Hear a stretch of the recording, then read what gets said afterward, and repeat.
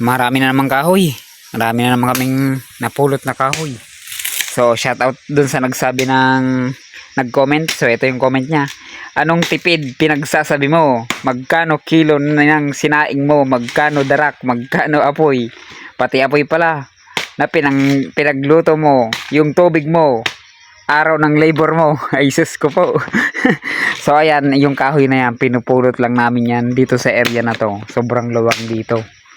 Yan, bundok po dito sa amin. So kung tamad ka, lahat yan bibilhin mo. So kung masipag ka, magpulot ka para makatipid ka. So yan yung solusyon. Tapos dun sa darak, darak sa sinaing na sinasabi mo, meron na akong vlog dyan, panoorin mo na lang. Bagong line up lang yung nandyan yan, hanapin mo. So 5 piso lang yung darak, 5 piso lang yung binlid na reject na sinaing ko. 5 piso lang ang kilo nun. So dito sa kahoy, libre yan. Walang bayad dyan basta masipag ka lang magkahoy. So ayan, nagkahoy kami ngayon. Yan yung nakuha namin, marami pa doon. So iipunin pa namin yon. So doon naman sa tubig. So dito naman sa tubig na sinasabi mo, yan, kahit magdamag yan na nakasindi, wala kaming binabayarang malaki diyan kasi nga ito 20 pesos lang dito yung bayad. Kasi ito galing sa bukal to. 20 lang ang isang buwan nito. So sulit, 'di ba? Kahit maglaba ka dito, gusto mo mag-igib ka pa dito sa amin eh.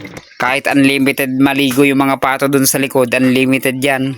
Nakasindi oh, unlimited. Tapos sa labor naman, labor kami ang gumagawa niyan. Hindi na kailangan bayaran yung sarili namin. Dahil pag masaya ka sa ginagawa mo, di mo na kailangan kwentahin yung mga bagay na ganun. Kaya ayun, ang dami na naman oh. Oo. Kahit na pang birthday pa yan, pwede pa yan oh.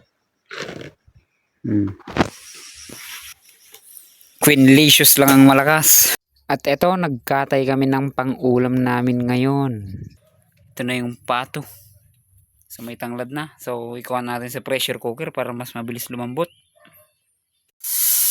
Na, pinasingaw na.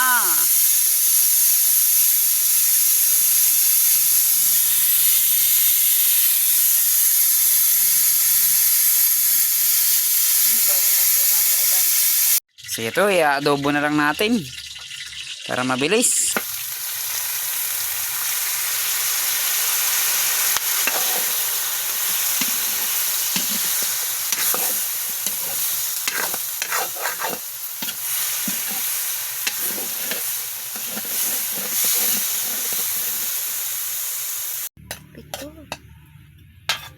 Yung kain na tayo.